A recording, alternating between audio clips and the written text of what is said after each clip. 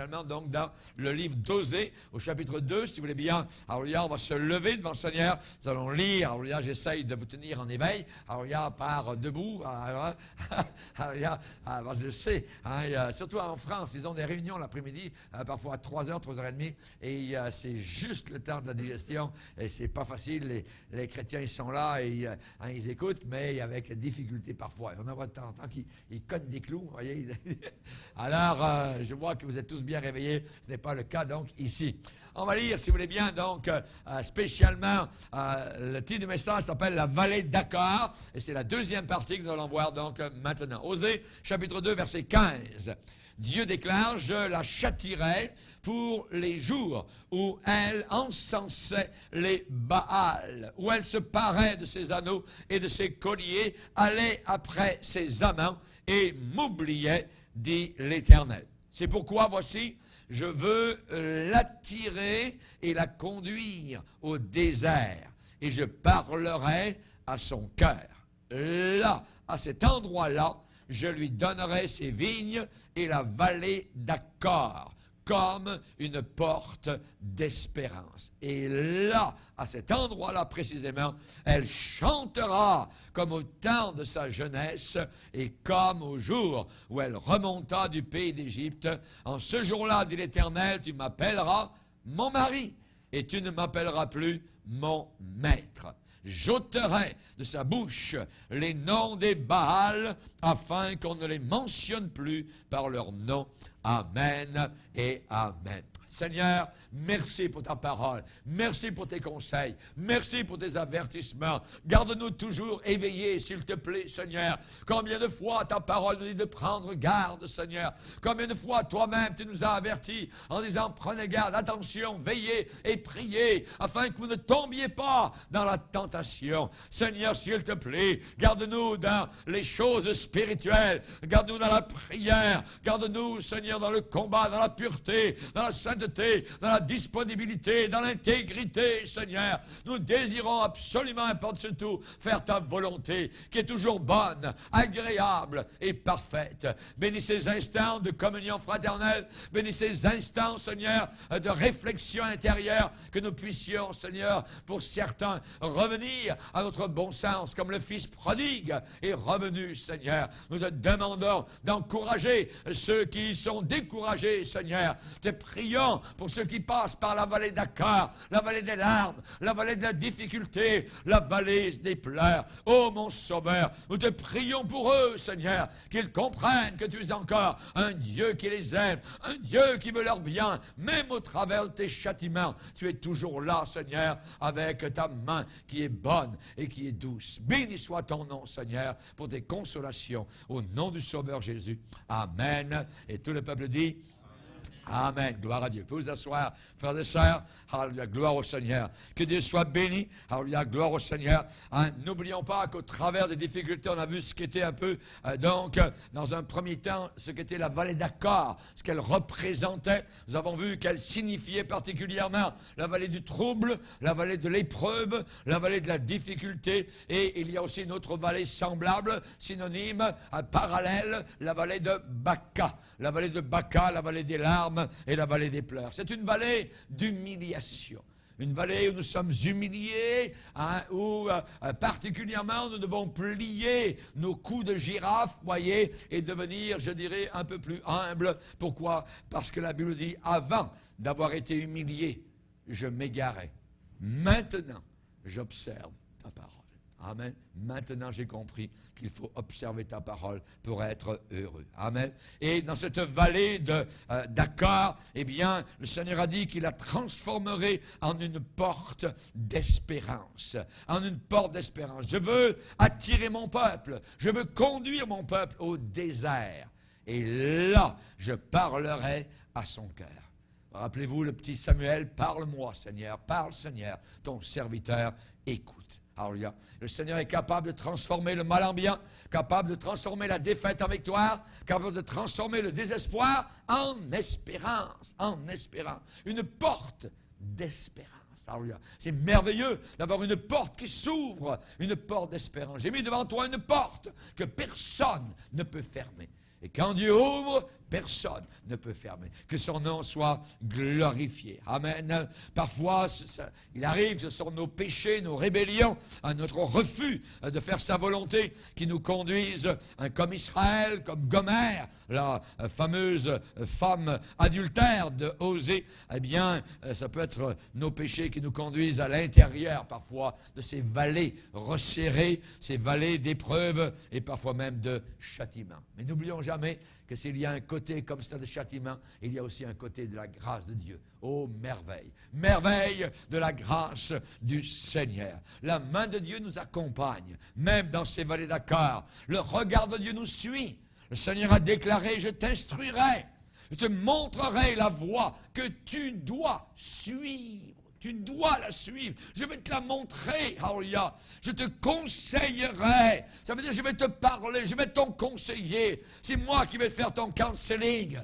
Bien souvent, aujourd'hui, on se tourne vers les hommes. Nous avons besoin de nous tourner vers le Seigneur. Et David consulta l'Éternel. Amen. Consultons le Seigneur. Soyons, je dirais, dans un temps de réserve avant de prendre des décisions rapides que l'on pourrait regretter. Demandons toujours conseil au Seigneur. Seigneur, est-ce que c'est ta volonté? Vous devriez dire au contraire, si Dieu le veut. Si Dieu le veut. Amen. La volonté de Dieu doit passer en première place. Dans une de mes prières, dernièrement, je disais au Seigneur, eh bien, pendant le temps qu'il me reste à vivre sur la terre, Seigneur, je veux faire ta volonté. Ta volonté. Amen. Et c'est la plus belle chose que l'on puisse demander au Seigneur, parce que rien ne compte plus que de faire la volonté de Dieu. Ce que Dieu veut. Et la volonté de Dieu n'est pas mauvaise. La volonté de Dieu n'est pas, je dirais, dure. Dieu n'est pas un tyran. Il n'est pas un dictateur. Non, Dieu est bon. La Bible enseigne que la volonté de Dieu est bonne. Elle est agréable et elle est parfaite. Voulons-nous vivre dans l'agréable, dans le parfait, dans le bon? Alléluia. Vivons dans la volonté du Seigneur. Jésus a bien dit, ce ne sont pas tous ceux qui disent « Seigneur, Seigneur » qui entreront dans le ciel, mais uniquement ceux qui font la volonté de Dieu, la volonté du Père. Amen. Gloire au Seigneur. Je t'instruirai, je te montrerai la voie que tu dois suivre, je te conseillerai, j'aurai le regard sur toi. Alléluia. Le châtiment, parfois, dans lequel nous avons contraint Dieu, comme presque forcé Dieu à nous châtier, eh bien, ce châtiment n'a pas pour but notre perte. Dieu ne veut pas notre perte, mais au contraire, que nos liens avec lui soient plus resserrés. Alléluia. Que nos liens avec lui soient resserrés. C'est le péché parfois qui nous conduit au jugement dans le désert. Il y a des souvenirs vraiment horribles et sinistres, vous voyez. Mais sa main nous y attire pour nous retrouver.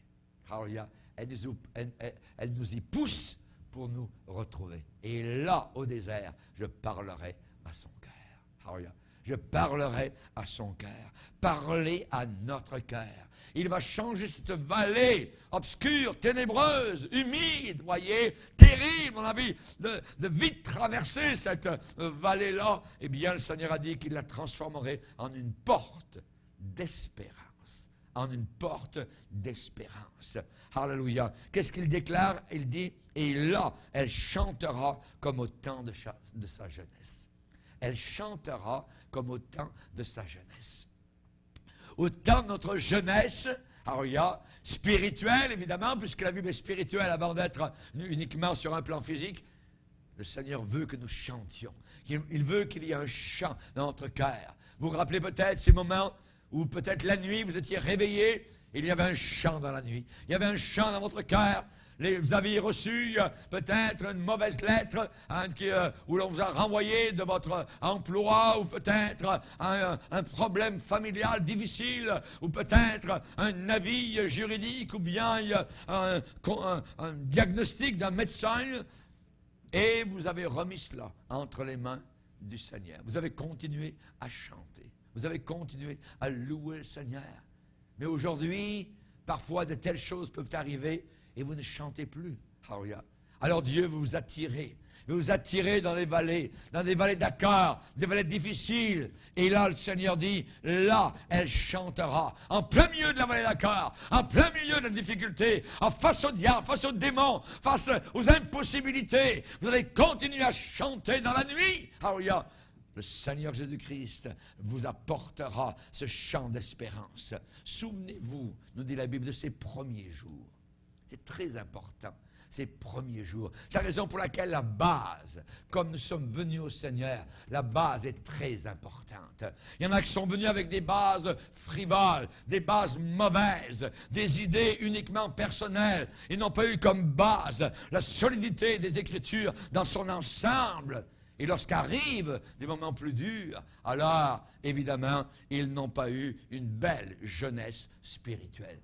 Mais pour ceux qui ont eu un bon départ, ceux qui sont passés par la croix, ceux qui sont passés par la repentance, ceux qui peuvent dire « Merci Seigneur, alors je me suis repenti de mes péchés, tu as pardonné mes péchés, gloire à ton nom ». Ce genre de conversation-là, ce genre de paroles-là, eh bien, ont été au départ de notre vie chrétienne. Et la Bible déclare, souvenez-vous de ces premiers jours, où après beaucoup de difficultés, d'épreuves, après des persécutions, vous avez tenu ferme, vous êtes identifiés à ceux et celles dont la situation était la même que vous.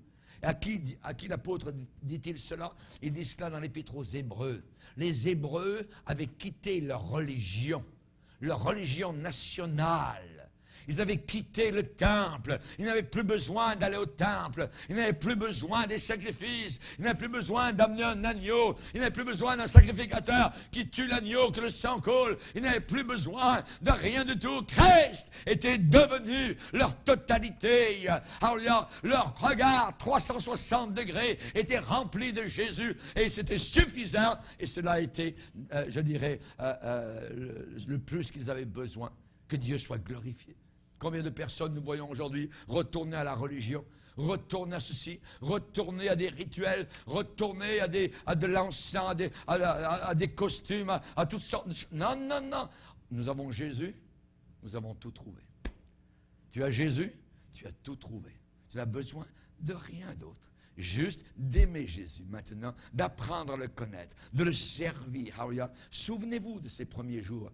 Vous pensez que certains ont payé un grand prix pour suivre le Seigneur? Les Hébreux, les Juifs qui ont commencé à suivre Jésus, on s'est moqué d'eux. On s'est moqué d'eux, on a ri d'eux. On leur a dit, hey, vous obéissez même pas à Moïse. Vous n'avez plus besoin de la loi. Vous n'observez même plus les commandements de Dieu. Et eux répondaient, j'ai trouvé Jésus. J'ai tout trouvé. Qu'est-ce qu'on faisait d'eux? On prenait leur maison. On incendiait leur maison. On pouvait les mettre en prison. Imaginez. Souvenez-vous de ces premiers jours où, après avoir été éclairés, vous avez été éclairés, la lumière a jailli dans votre cœur. Alors vous avez soutenu un grand combat au milieu des souffrances. D'une part, exposés comme en spectacle. Regardez-les là-bas, les niaiseux, tout ça. Et c'est des Juifs qui se disent chrétiens. Ils ont trouvé le Messie, eux, un faux prophète qui s'appelle Jésus de Nazareth. Et ils le suivent et ils l'adorent. Vous voyez?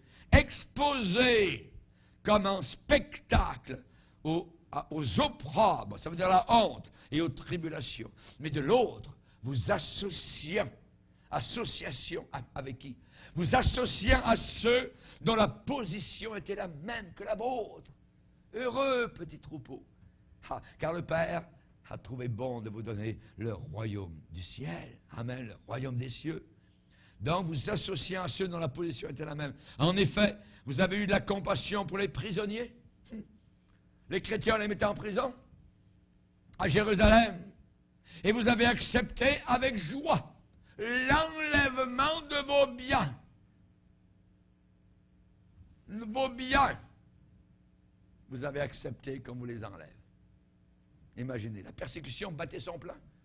Quand il y avait un homme appelé Saul de Tarse, qui ravageait l'Église, qui prenait les chrétiens et les chippait littéralement en prison. Le premier martyr, c'était Étienne. Quelle persécution! Ces jeunes chrétiens juifs ont subi. Et si vous étiez islamiste et que vous devenez chrétien aujourd'hui dans certains pays, mais c'est terrible! Ça peut vouloir dire la mort. Ça peut vouloir dire la mort. Et nos premiers parents ici, qui étaient catholiques romains, ici au Québec, où tout le monde adorait le curé, adorait le pape, et ainsi de suite, voyez.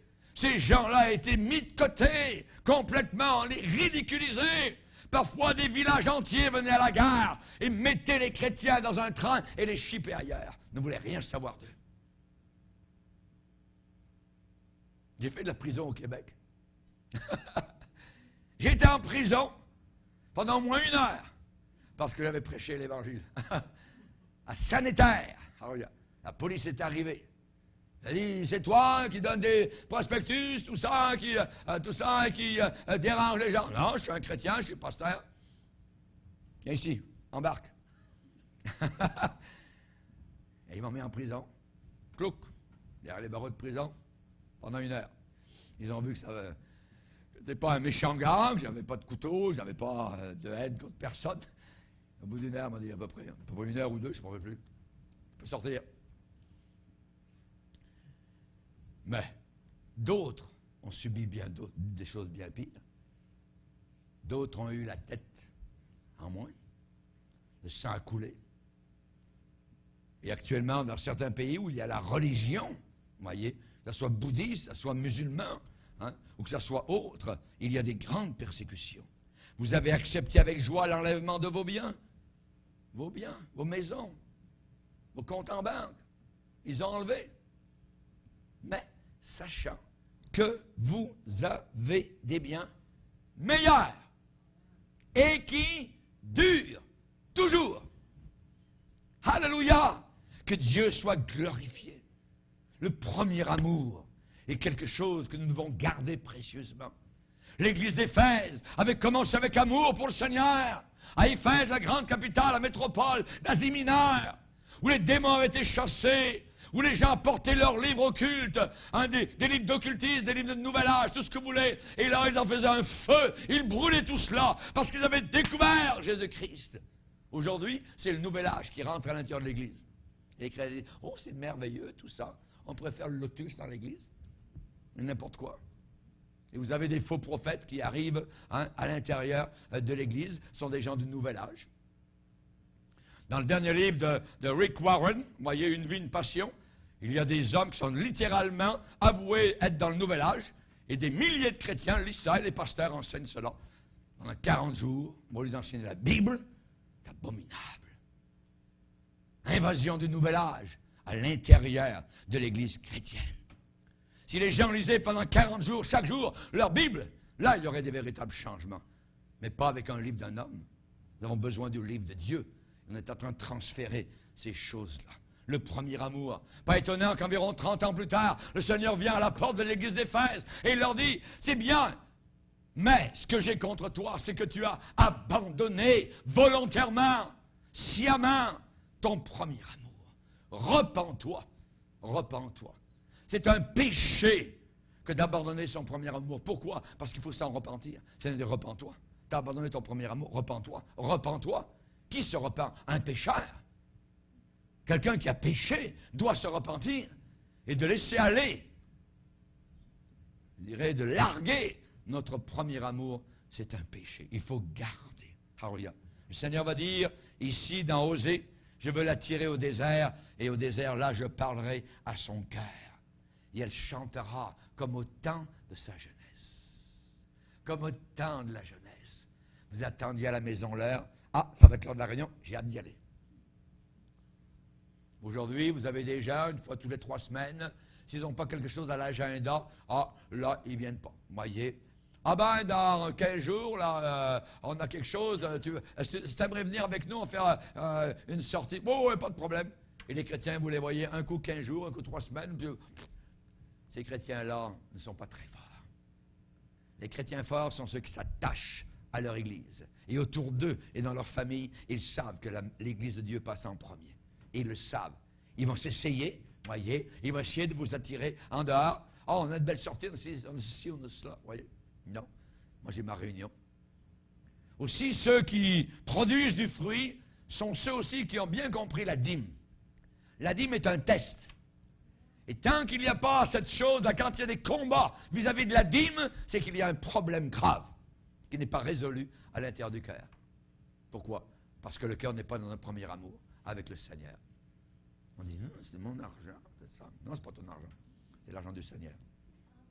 Ça fait 40 ans que je demande au Seigneur, alléluia. Dieu a été bon, alléluia. Dieu a été puissant, Dieu a été fidèle, Dieu ne m'a jamais abandonné, je n'ai manqué de rien. Gloire au Seigneur, que Dieu soit béni en abondance. C'est les principes. La vie d'un homme ne dépend pas de ses biens. On ne peut pas juger un homme par rapport à ses biens. On juge un homme par rapport à ses valeurs.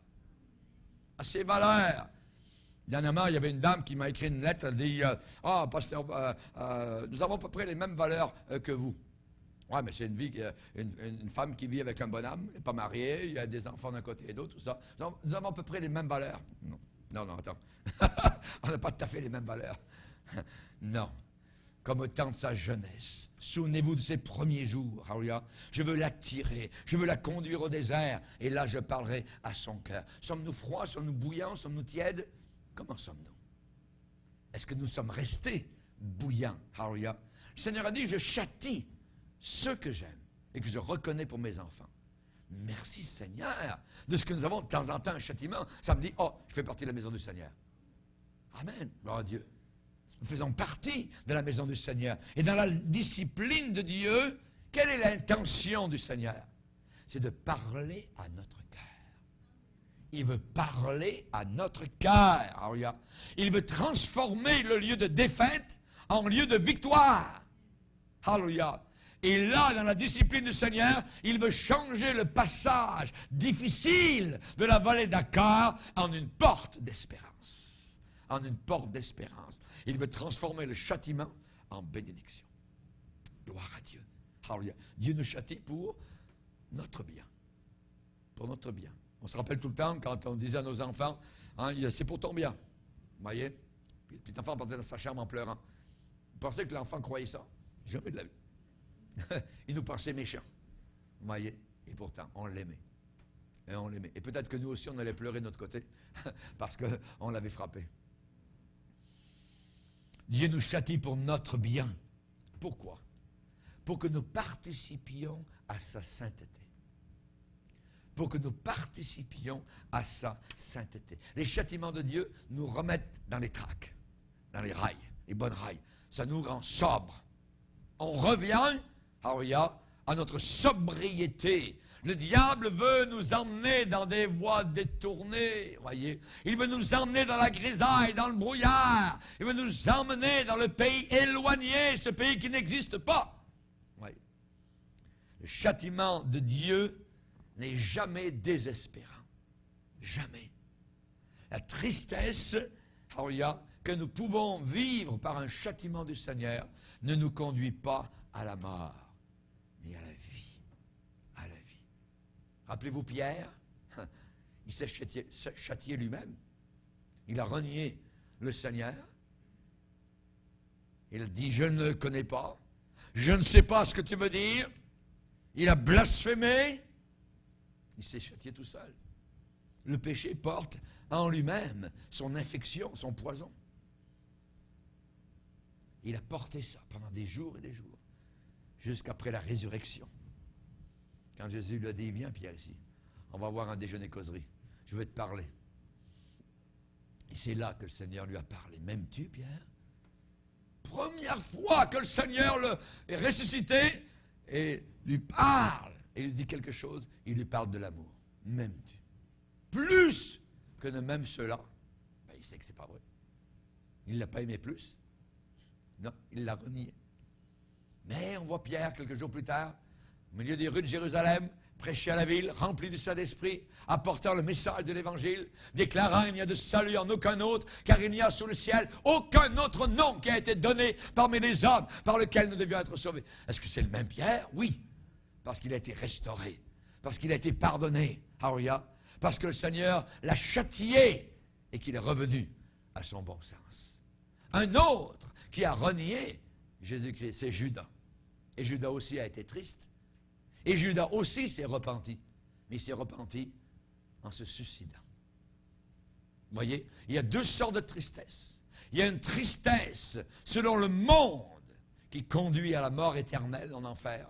Il y a la tristesse selon Dieu qui conduit à la repentance et à la communion avec le Seigneur. Amen. Alléluia, gloire au Seigneur. Que Dieu soit béni. Dieu parle à la conscience d'Israël dans le prophète Osée pour l'amener à la repentance. Je parlerai à son cœur, je lui donnerai la vallée d'Achor, et là elle chantera comme au temps sa jeunesse, le jour où il remonta d'Égypte. Quand est-ce que vous êtes remonté d'Égypte? Le jour du salut. Le jour du salut.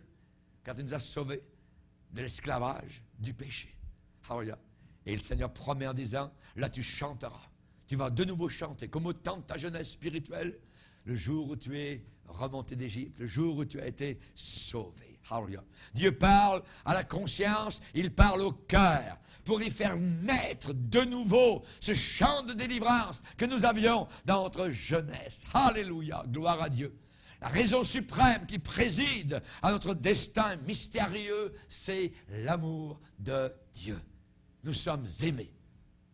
Dieu nous aime, même au travers des vallées d'Achor, même s'il nous mène dans des vallées sombres, même s'il nous mène dans des fournaises ardentes, chauffées 7 fois plus que de coutume, même s'il nous amène à mettre notre tête dans la gueule des lions. Les lions vont dire, j'en veux pas. Alléluia. C'est arrivé pour Daniel. Alléluia. Il n'en voulait pas. C'était l'heure du repas. C'est drôle. Ils avaient faim. On donne à manger aux lions quand ils ont faim. Mais ils n'aimaient pas un homme de Dieu. Ils n'aimaient pas Daniel. Pourquoi? Parce que Dieu a revendiqué la cause, alléluia, de Daniel. Merci Seigneur. Alléluia. Achor. La vallée d'Achor est un lieu sinistre. Alléluia. Mais en même temps, c'est un lieu où la révélation de l'amour de Dieu est présente. Dieu s'y révèle aussi. Il ne nous abandonne jamais. Voyez quel amour. Alléluia. Quand Jean dit ça, voyez quel amour le Père nous a témoigné. Imaginez. C'est un amour inimaginable. Voyez, regardez, observez, considérez. Cet amour incommensurable. L'amour de Dieu. Cet amour qu'il a témoigné envers nous. Oui, le châtiment du péché peut, par la grâce de Dieu, devenir une porte d'espérance. Une porte d'espérance. Pourquoi? Parce que Dieu ne se détourne jamais de celui ou celle qui confesse sa faute, son péché. Dieu ne se détourne jamais. Alors, je ne mettrai pas dehors celui qui vient à moi. On peut venir repentant. Et le Seigneur ne nous met pas dehors. Merci Seigneur. Dieu n'abandonnera jamais son enfant dans l'épreuve. Celui ou celle qui souffre aussi à cause de lui, à cause du Seigneur. Rappelez-vous que l'apôtre Jean était dans l'île de Patmos, l'île de la mort, l'île du diable, littéralement. Et là, il était supposé mourir et il n'est pas mort. Il en est sorti encore sur un bateau parce que l'empereur à Rome est mort avant lui. Et lui a été libéré. Merci Seigneur. Porte d'espérance. Pourquoi était-il là à Patmos? À cause de la parole de Dieu et à cause du témoignage de Jésus. À cause du témoignage de Jésus. Quand nous souffrons, Dieu ne nous abandonne jamais. Il ne nous abandonnera jamais. Une femme oublie-t-elle l'enfant qu'elle allait? S'il arrivait qu'elle l'oublie, je t'oublierai jamais. Je t'oublierai jamais. Je ne te délaisserai point dans le Nouveau Testament. Alléluia, je ne t'abandonnerai point. Merci Seigneur. Alléluia. Si vous viviez 300 ans sur la terre, eh bien, elle ne vous abandonnerait jamais aucune de ces années, aucun des mois, aucune des semaines, aucun des jours, aucune des heures. Il est toujours là. L'ange de l'Éternel campe autour de ceux qui le craignent. Alléluia. Merci Seigneur. Jésus-Christ est toujours là, campant, alléluia, autour de nous. Gloire à Dieu. Quand nous sommes dans l'épreuve à cause de lui, quand nous sommes dans l'épreuve parce que nous avons mis notre foi en lui, quand nous sommes dans l'épreuve parce que nous avons placé notre amour pour lui. Alléluia. Qu'est-ce que Romains 8 va dire? C'est à cause de toi, Seigneur, qu'on nous regarde comme des brebis destinées à la boucherie. Alléluia. Mais dans toutes ces choses, nous sommes plus que vainqueurs par celui qui nous aime tellement. Alléluia. Gloire à Dieu. Merci Seigneur. Oui, vallée d'Achor, mais cependant l'amour de Dieu ne s'éloigne pas de nous. Merci Seigneur. Et Dieu nous rappelle par le prophète Osée encore aujourd'hui que le ravin sombre, que la vallée sombre d'Achor, que la vallée étroite et froide va un jour, tôt ou tard, déboucher sur les clartés de l'espérance. Porte d'espérance. Alléluia. Joseph en Égypte, un jour va s'asseoir, alléluia, en roi sur toute l'Égypte. Lui l'esclave, que Dieu soit béni. Et nous régnerons, nous dit la parole de Dieu. Nous serons assis à côté de Jésus. Ça vous dit quelque chose? Alléluia. Quand il passera son bras, alléluia, sur votre épaule. Alléluia. C'est un homme. C'est un homme qui est dans la gloire. Alléluia. Il a des bras, il a des yeux, il a une tête. Alléluia. Que Dieu soit béni. Et quand il va passer son bras, alléluia, et il va nous regarder, il va dire, tu vas régner avec moi. Pour toute l'éternité. Si nous souffrons pour lui, nous régnerons aussi avec lui. Que Dieu soit béni. Alléluia. Job a déclaré, j'aurai de l'espoir tout le temps de mes souffrances jusqu'à ce que mon état vienne à changer. Il croyait qu'il y aurait un changement d'état, tôt ou tard. Et le changement d'état a eu lieu. J'aurai de l'espérance pendant tout le temps de mes souffrances. Alléluia. Qui sera contre les élus de Dieu? Qui accusera les élus de Dieu? Qui les condamnera? Qui nous séparera? Rien ne peut nous séparer. Gloire au Seigneur. Pierre a parlé de l'espérance vivante. Tite a parlé de l'espérance bénie. Alléluia. Isaïe a dit, j'espère en l'Éternel qui cache sa face. Je place en lui ma confiance. Je ne le vois pas, je ne comprends pas, mais je place ma confiance en lui. Alléluia. L'espérance soutient le malheureux. Job 5.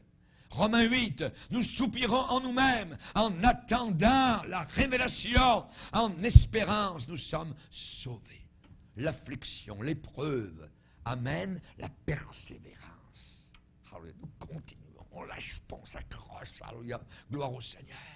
Et la persévérance amène la victoire dans l'épreuve. Et la victoire amène l'espérance. Et l'espérance ne trompe pas. Elle ne ment pas. L'espérance que vous avez dans votre cœur ne vous ment pas. C'est réel, c'est vrai. Il y a un autre monde. Ils sont en train de louer le Seigneur. Ils sont en train de le bénir là-haut. L'Église qui est au ciel bénit le Seigneur. Et l'Église qui est sur la terre est encore en train de combattre. Mais un jour, nous serons victorieux. Nous déposerons les armes, nous déposerons le casque du salut, déposerons le bouclier de la foi, déposerons l'épée de l'esprit. Alléluia, gloire au Seigneur. Que Dieu soit béni. En attendant, nous marchons par la foi. Un jour, nous marcherons par la vue. Que Dieu soit béni. Maintenant, ces trois choses demeurent. La foi, l'espérance et la charité. Alléluia. Merci Seigneur. N'oubliez jamais le casque sur votre tête, sur vos pensées, qui est l'espérance du salut. Hébreux 6, cette espérance est pour nous comme une ancre de l'âme sûre et solide. Jean a dit, quiconque a cette espérance se purifie lui-même, comme Dieu est pur. Rappelez-vous Paul, quand il a fait naufrage dans la région de Malte, il a dit, nous étions ballottés d'un côté et d'autre, et ils ont lancé 4 ancres de la poupe de leur bateau, dont les voiles étaient arrachées, les mâts étaient cassés, ainsi de suite. Et ça dit qu'ils ont attendu le jour avec impatience. Ils ont attendu le jour avec espérance. Est-ce que le mât de ta vie est cassé? Est-ce que les voiles sont brisées? Est-ce que tout a été secoué par la tempête?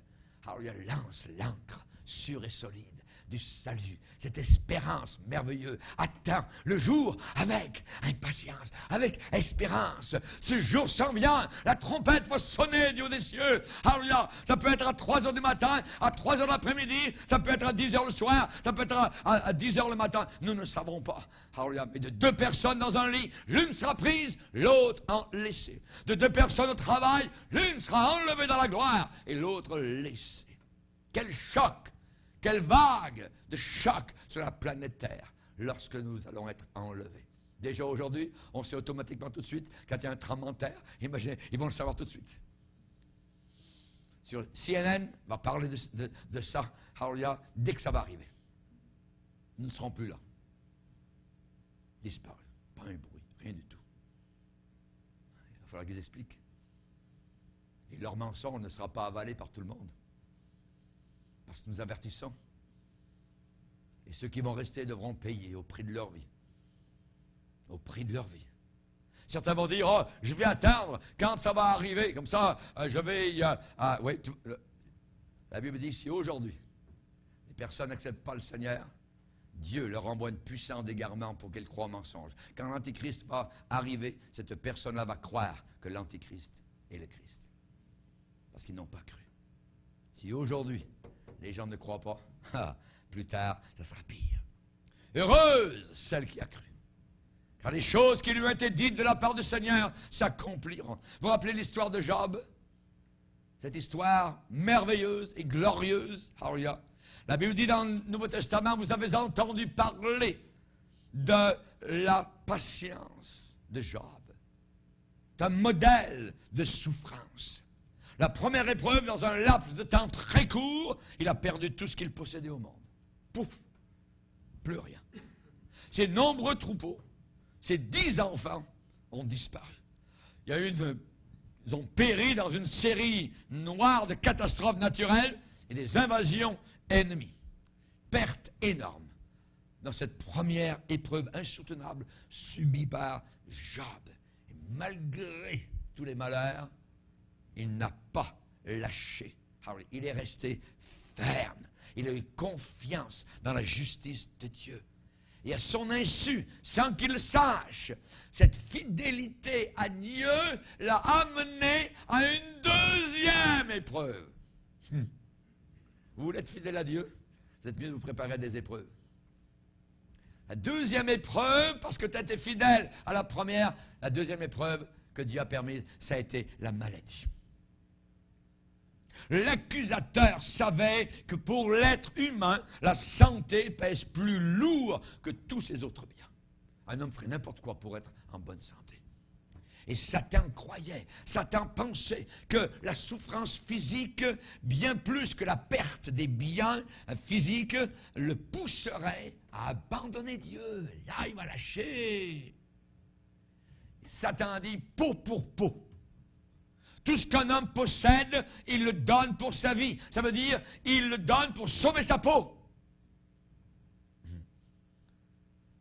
Seigneur, a dit Satan, je suis sûr qu'il va te maudire en pleine face.